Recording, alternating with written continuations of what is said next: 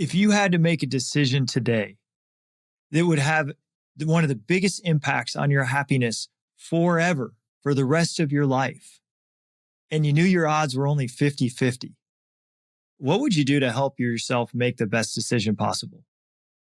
Well, that's what we face when we think about getting married. The person we marry and the quality of that relationship determines so much of our life happiness. And at best, the odds that it works out are 50-50. So what are we going to do to increase the odds that we have a happy marriage and a happy life?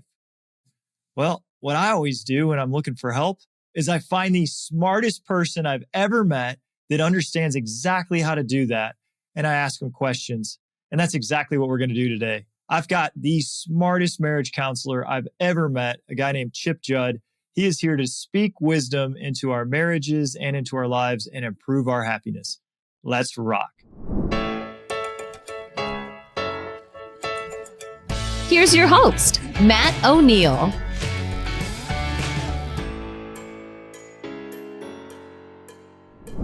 So how do you know if your marriage is going to fail or if you're going to be in the roughly 50% of marriages that make it? I didn't know the answer to that. And when my wife and I were engaged and we were going to get married, we wanted to help the odds be a little bit better than 50-50. So we were attending Seacoast Church at the time, and this was in 2009. And Pastor Michael was a pastor there that we had got to know, and he offered pre-marriage counseling, and we took him up on it. And it was the best decision that I could have made. I didn't realize how much I was going to learn from this man. But in our very first meeting, he said, "So, hey, Matt, you really love your wife, Katie, your fiance, Katie." And I'm like, "Yeah." And he said, "Katie, you really love Matt?" She said, "I sure do." And he said, "So you know a lot about each other and how you want your marriage to be structured and set up?" We're like, "Yeah, we've talked about everything. We know it all." And he said, "Okay, great. So how many kids are you going to have?" And we're like, "Oh, we haven't talked about that one." And he said, and how are your bank accounts going to be set up? Separate, together? And we're like, oh yeah, we haven't talked about that either. Wow. He starts to go through the list, and he said, "Okay, so we got a little bit of work to do. The good thing is you both love each other." But he gave the advice he gave me during those counseling sessions has carried me in one of the most important, other than my relationship with God, the most important relationship in my life.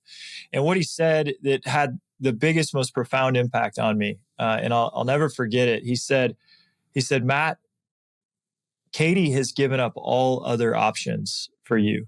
She has chosen you. She has nothing else to give. She's giving you her entire future, her entire life." And he said, I need you to take that seriously. And I guess he could see right through me, because while I loved Katie and I wanted to marry her, I hadn't grasped the gravity of what she was giving to me at the time. And I'm sharing this because today we're having an episode on how to have a phenomenal marriage and a phenomenal partnership. And I've got one. I was just at Seacoast 2 weekends ago with Katie, and we heard one of the most moving sermons that we've heard in years, and it was Chip Judd, who is a staff pastor there. He's been in ministry for 43 years, and 40 of which he's been a counselor helping people with marriage. He's been married 48 years himself, which is one of my life goals, to have that kind of a marriage track record. He's father of 3 and grandfather of 7. And Chip is here to talk with us about how to have incredible marriages. So Chip, welcome to the Good Mood Revolution. Glad to be here, Matt. Excited about it. So you were up on stage and you bring out these hula hoops, and I didn't know what you were doing. Right. Would you mind describing what this hula hoop analogy is and how it relates to having a great marriage? Yeah.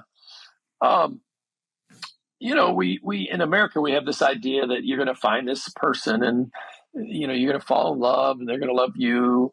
And for the rest of your life, your love tank's going to be just filled to the brim and whatever. And, everybody's a different time, but at some point that bubble gets burst. And so counseling, you get the kind of like what you might call the backside of all that. So you just got to think.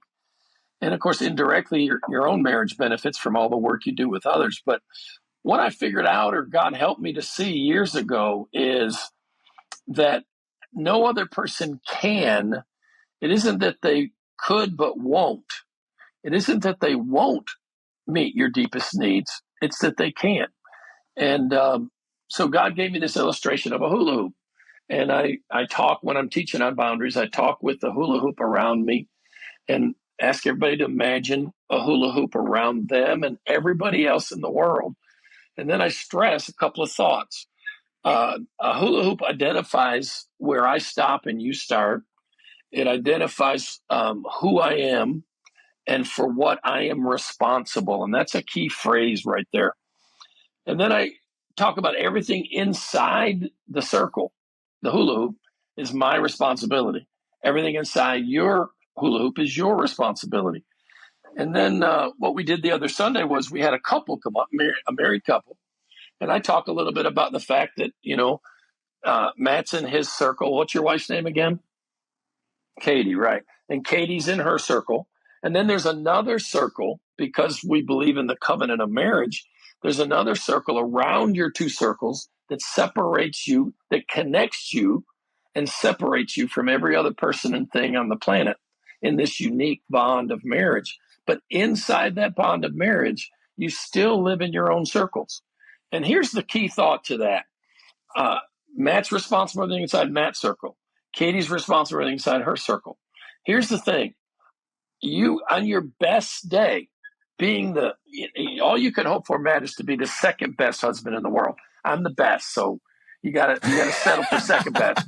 But Good. You could have your best day. I mean, you are hitting it out of the park. You still can't make Katie happy. No. You still can't make her all her needs met. Why? Because it's not within your power. It's not within your ability to do that. That's between Katie and the other person that's in your circle, my circle, and her circle, because we've asked him to be, and that's God. Well, Katie and God can work it out and get her needs met. You and God can work it out and get your needs met. But we're incapable of me. I can't make you feel anything. I can do things that make it likely I could hurt your feelings by something I said or did. But I can't make you feel anything without your participation. So again, to me, boundaries is all about responsibility. And I love this concept. And there was a movie from the early 2000s called Jerry Maguire. Oh yeah. And in the movie, it was very famous. Tom Cruise and I think Renee Zellweger. And he says to her in the most dramatic scene of the movie, he said, "You complete me." And I think that movie threw a whole culture in the wrong direction about what a great marriage is truly about.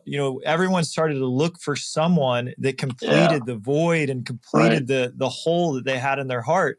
And this is the idea that, hey, I need someone else to help me be happy. If all I had was someone that did the right things and said the right things and treated me the right way and looked the right way, well, then I would be happy.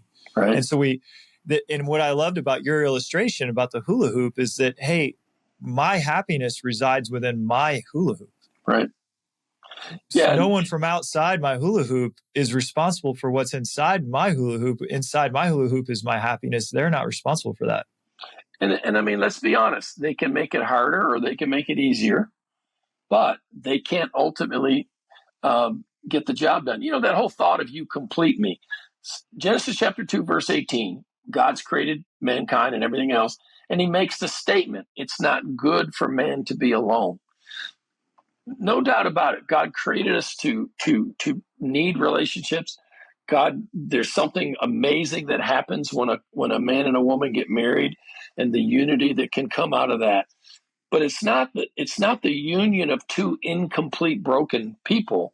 It's the union of two people that in God are redeemed and restored and being restored.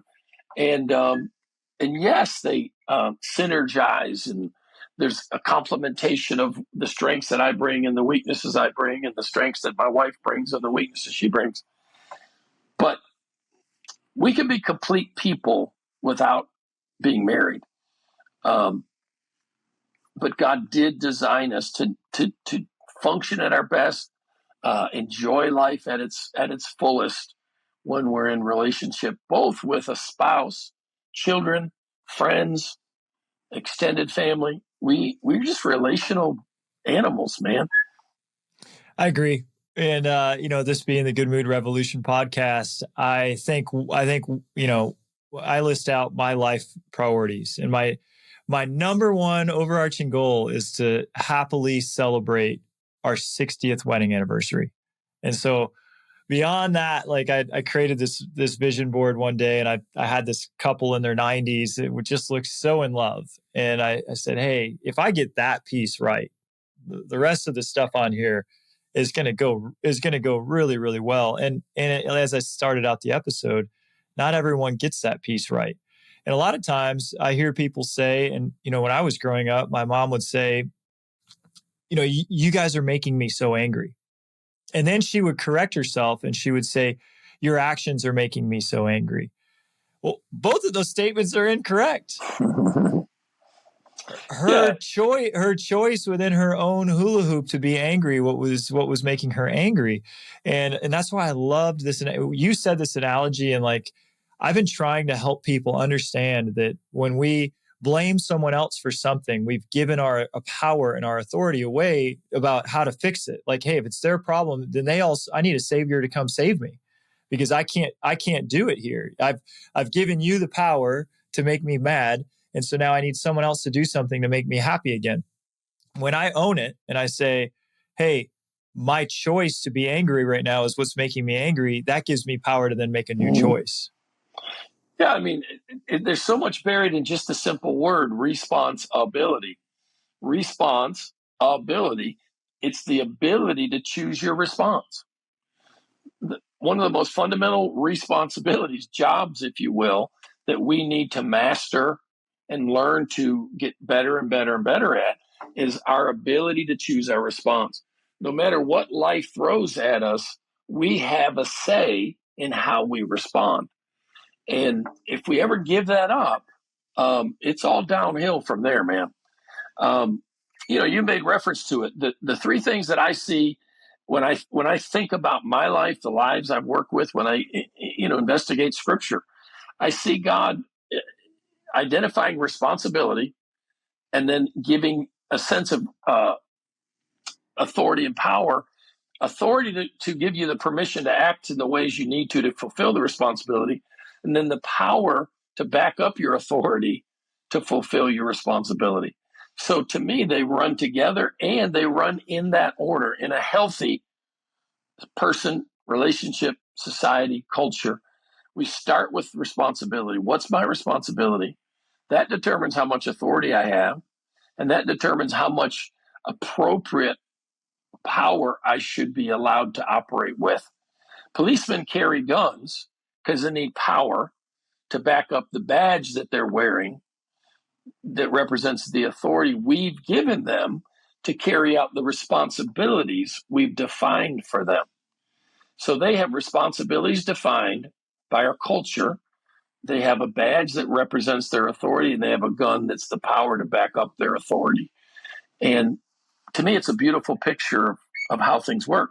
And to go back to your thing about what we can and can't do, I don't have within me the power to reach into your heart, your mind, your thoughts, and make you happy. I can't reach in, put my finger in your ear and make you think the right thoughts, say the right things, feel the right things to be happy. I can help you, but you and God, and again, you can ask for help from any direction you want, but no one can do that for you. And I don't say that always with joy, because there's some people that are, in terrible situations, and you wish you could do it for them, but you can't.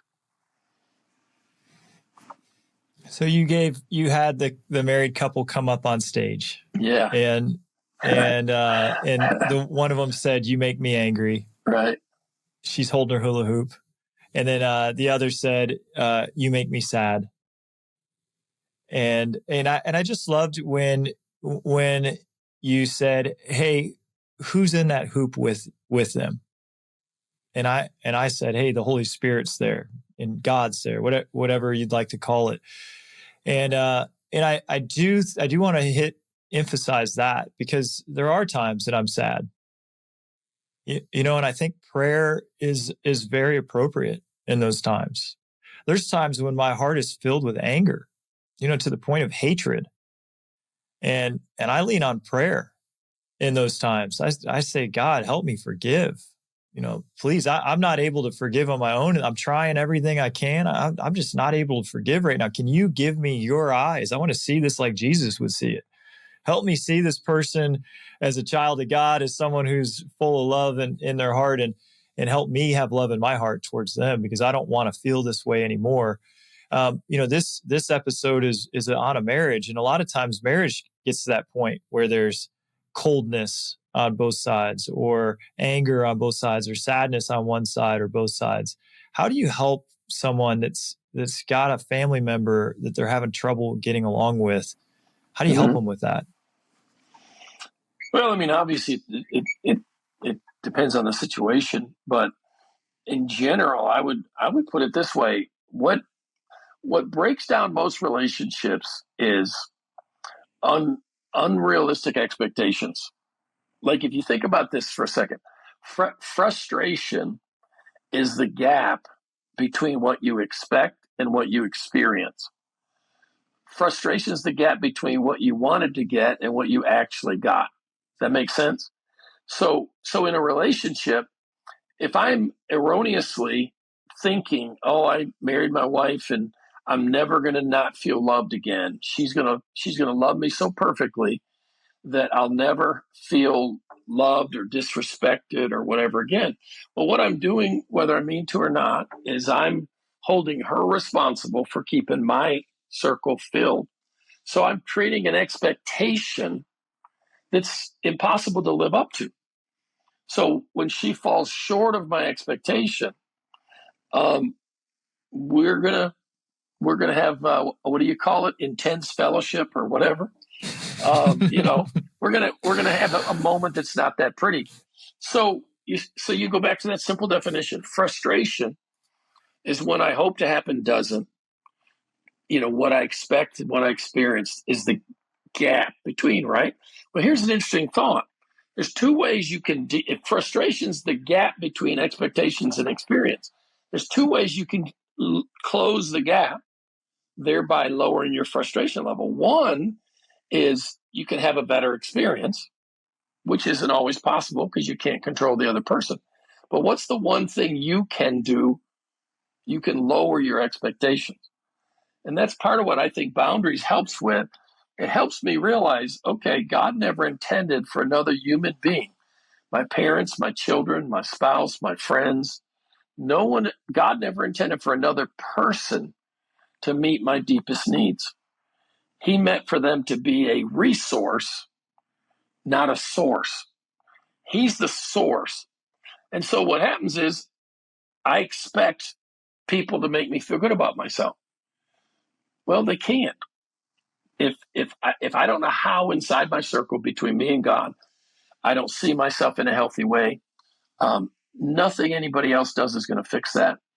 So if I can change that expectation, I don't expect my wife to always love me perfectly.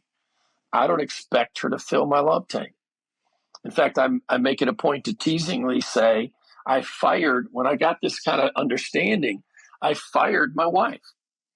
I literally talked to her and I looked her in the eye and I said, "Baby, you are no longer responsible for meeting my need for love. I want you to love me. I love it when you love me. And thank God she does. She loves me incredibly. But if I don't feel loved, I no longer look to her, oh, why isn't she loving me right?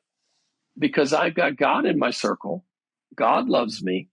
if I'm not feeling loved, I'm somehow frustrating his desire to show me his love. And so I don't hold my wife responsible for that anymore. I don't hold my children responsible for that. Before my parents died, I had learned to not hold them responsible for making me feel loved. Now, I wanted them to love me, but I didn't hold them responsible for making me feel loved. Does that make sense? It makes a lot of sense. And it has me thinking back to Pastor Michael Morris in our pre-marriage counseling. And one of the books he had us read was The 5 Love Languages. And the idea of the love tank, and we still talk about the love tank. And Katie's got the hardest of the 5 love languages to fulfill: acts of service. Oh, man, she just wants me to work and work and work. And then that's how she feels so loved. And I'm like, man, like couldn't you have just been physical touch or words of affirmation or even quality time? Like all of those ones are easy to fulfill, but acts of service, man, that one, that one's a doozy.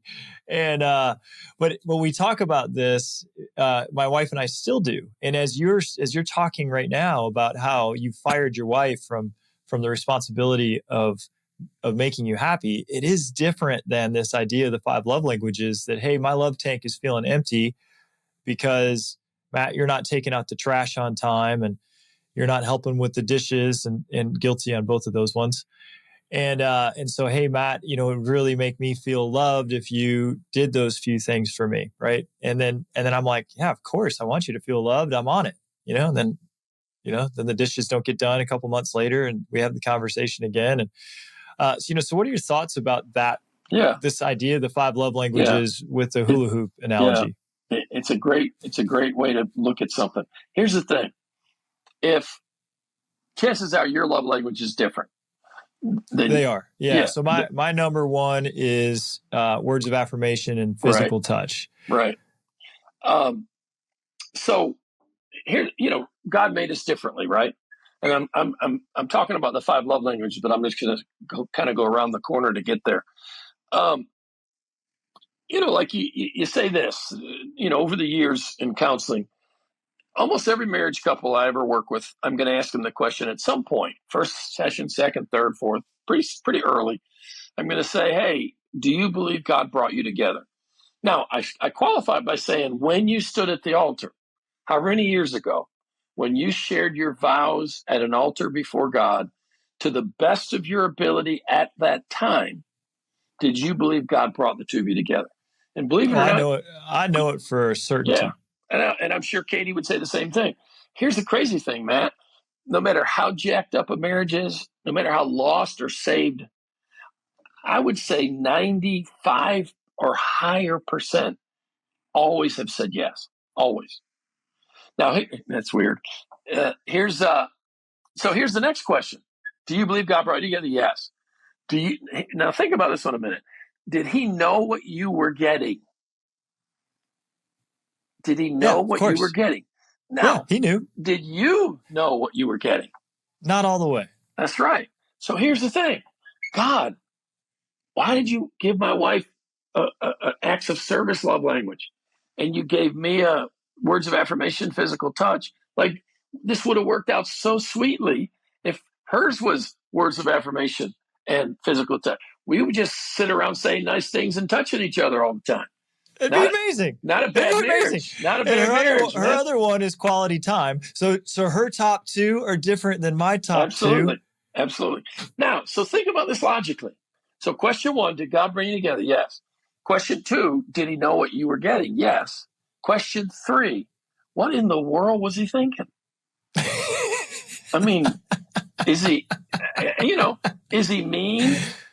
Does he have a weird sense of humor? Maybe. Or is there a method to the madness? Absolutely. And here's what I think. Marriage and the differences compel us to do the greatest thing he wants us to learn to do. And that's love. If we're the same, it's not hard to love each other.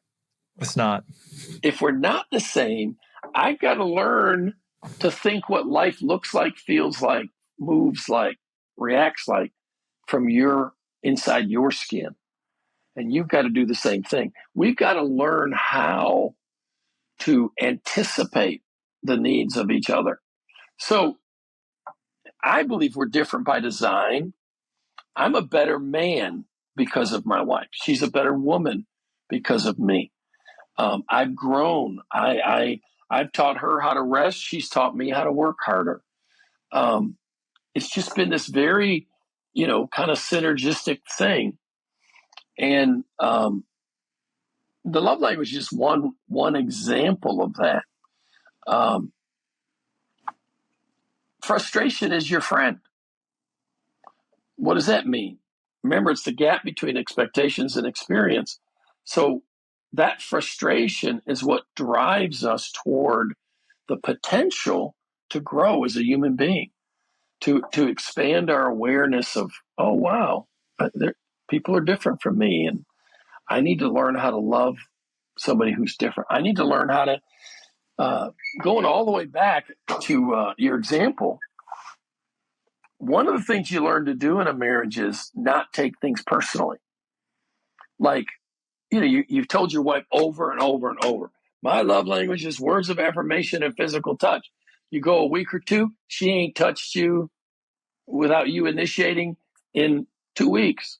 And you're like, baby, what is it you don't understand? Now, here's the deal. You can take it personally, and you can make it that you're selfish, you don't care, you hear me, but you're not responding. Or you can back up and say, okay, wait a minute. Her fundamental approach to life is I show my love through serving. Your fundamental is I show my love through words, touch, cuddling, whatever. And if you don't take it personally, you can stay connected while you work through it together. Okay, so you were just saying that I could take it personally if I hadn't had physical touch in a couple of weeks. Right. In other words, what we tend to do is we project onto the other person how easy it feels to us. Well, what's hard about saying nice things to me, physically showing affection for me?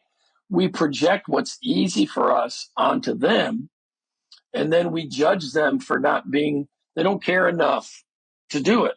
So we personalize it. That makes us feel justified in being hurt and angry, instead of saying, like, here's an assumption I make. It took me a while to learn this, but here's an assumption I make about in my marriage and most of my relationships. I believe you're doing the best you can with what you have. I believe you're doing the best you can with what you have. What does that mean? Acts of service, my wife's love language. Probably she's very good at acts of service. Why? They come easy to her. Why? Because they're valued deeply in her. I believe probably words of affirmation, physical touch. She has to think. She has to put in extra effort for that. It doesn't come naturally to her. So for me, you know what? I believe she's doing the best she can with what she has. It doesn't, and here's what I mean by taking it personally. It doesn't mean she doesn't love me. It doesn't mean she's not working hard at showing me she loves me. It's that I want her to be good at something I'm naturally good at, just like she wants me to be good at things she's naturally good at. And the beautiful thing is being able to accept the other person, accept what they're offering as the best they can at the moment. Yeah, because we can get better. Yeah. I have gotten better at acts of service. Right. Four kids, diapers with 4 kids definitely increases your ability to be more service oriented. If there's someone right now that's listening to this that is struggling with an important relationship, what would you have them do? What would be a good first step? I mean, it's always good to start by looking at yourself. Do I have realistic expectations, fair expectations? Am I expecting this person to meet needs that they can't meet, not won't meet, but can't meet? Am I holding them to a higher standard than I'm holding myself? Am I judging their, I don't know if you ever heard this before, but we judge others by their actions and ourselves by our intentions. I've heard that. And then of course, God, are you appropriately involving God in your own heart, life, and relationship? And quite honestly, Matt, a lot of times, who do you have in your life that would be good to get a third set of eyes on this and just talk? They don't even have to be professional, obviously necessary, but just someone who could kind of interpret where you're triggering each other. But don't do that unless you're willing to listen to them, because then it'll just make things worse. I'm sure you've had that too, where the conversation is initiated by one and the other is being dragged along and they've got their arms crossed and they are not open to this. All right. And I'm a big Tony Robbins fan, and Tony talks about the 6 human needs. Mm-hmm. And one of those 6 human needs is love and connection. Right. And he talks about a lot what you're saying here, healthy and unhealthy ways that we fulfill these 6 human needs. And I'm like, man, it'd be really helpful to know what Katie's methods for fulfilling these needs are. Absolutely. It would be helpful for me to know what my methods, absolutely, healthy or unhealthy, for fulfilling these needs are. Absolutely. And one of the needs he talks about is a need for certainty. That's really high. Security and certainty is really high on Katie's list. Absolutely. And I'm thinking, okay, that need is fulfilled for her by me being consistent. The more consistent and I'm talking about small things like, hey, I said we're going to have chicken and broccoli for dinner. I can't say it's spaghetti now. That for Katie, that makes things uncertain. And I think she feels a little bit unsafe just because I'm changing. Right. What's interesting is the need for certainty and security is not super high on my list. There's another need that conflicts with it, which is the need for variety and adventure. Mm-hmm. Right. And that's higher on my list. So I fulfill that with spontaneity, which is not something that's really high on Katie's list. And I'm thinking, man, how does certainty and predictability? Yeah, she wants certainty and predictability. And there's nothing wrong with either of us, right? She might look at me and say, man, you're wishy-washy. I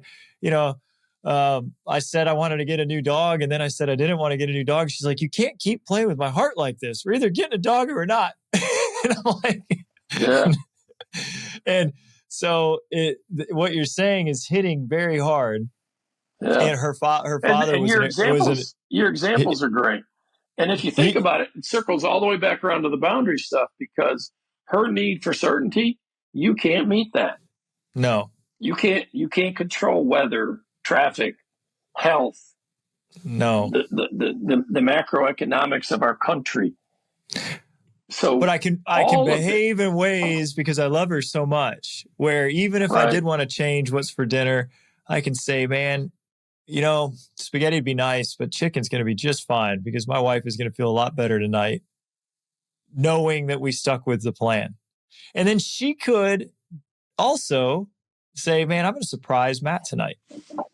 Right. We're going to, instead of doing the chicken, I'm going to get sushi, because I know he loves surprises. And these are the things I think that can make a marriage really great too, when you start to understand your spouse. Yep. And you do the thing that is going to make them just light up. But yeah, that's what great. That's what we were talking about earlier with the love languages. That I believe God made us different so that we would have to learn to love one another. We'd have to learn to put ourselves in your skin and think about what would thrill you, not just project onto you what would thrill me. Chip, this has been phenomenal, man. Thank you. I am going to go. I'm going to do this exercise myself with Katie and me. We're going to list out these 6 needs, and I'm just going to ask, because I think we do fulfill these needs in healthy and unhealthy ways. Right. you were vulnerable and honest about pornography being one of the unhealthy ways for love and connection. That was Right. also one of the unhealthy ways I had with love and connection. And Right. and then what are the healthy ways? What are the healthy ways that we go about fulfilling our need for love and Yeah. connection? Well, like you said, being heart to heart with my wife, prayer Yeah. is a wonderful way. Yeah. There's a lot of unhealthy ways that we could fulfill the need for, for certainty as well. Like Yeah. sometimes people join a gang, Yeah. and that Yeah. gang and these people who aren't really a healthy influence in our life can give us some certainty, right? Or we join the wrong friend group that we Yeah. know isn't helping us, but we've got some, we got some Yeah. loving connection here with people that are kind of dragging us down. You could take that same thought about identifying that need with your children. Like when you're watching it, like you mentioned one, and we were talking about her behavior a little bit. What you could do is age and stage appropriate, have conversation and or prayerfully kind of figure out what is the need that's driving that behavior and what's a healthier way to help her learn to get that need met. So there's going to be people that are listening to this that say, man, I just need to learn more from Chip. How could people learn more from you or get in touch? Well, I mean, they could get our book, Greg and my book, The Endurance Factor. That's on Amazon. If you just Google my name, you're going to find all kinds of times I've spoken at different churches. And I do have a podcast and YouTube channel. I'm not in a place where I can take on a lot of coaching right now. Lord willing, I'm going to be offering some opportunities for probably cohorts, 6 to 10 people at a time. But right now, my plate's just full. But yeah, there's those indirect ways of connecting, and we're working on other things. I'm a ferocious reader. I read like crazy, and I'm working on trying to figure out how to get turn my reading into a resource that others could benefit from. And so I'm playing with some ideas there. And Greg and I are doing a new podcast called the Endurance Factor Podcast. I think we just did our third or fourth. So there's lots of different ways. I can't do a whole lot of one-on-one stuff right now. I used to do a lot of it, and I just can't do a lot of it right now. Well, I think going to Google and finding some of these sermons online is phenomenal. Yeah, in the book that you and Greg have just produced, and tuning into your podcast. I mean, that's a way that people can continue to learn from you. And right.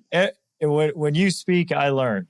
And so good. Thank you so much for being here and inspiring me. And you've inspired me to do this exercise. I think it's going to take my marriage to another level as well. And just really appreciate you being here. Yeah, man. Glad to do it. Thanks for asking.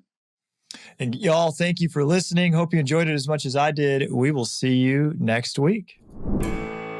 Thank you for listening to this week's episode with Matt O'Neill.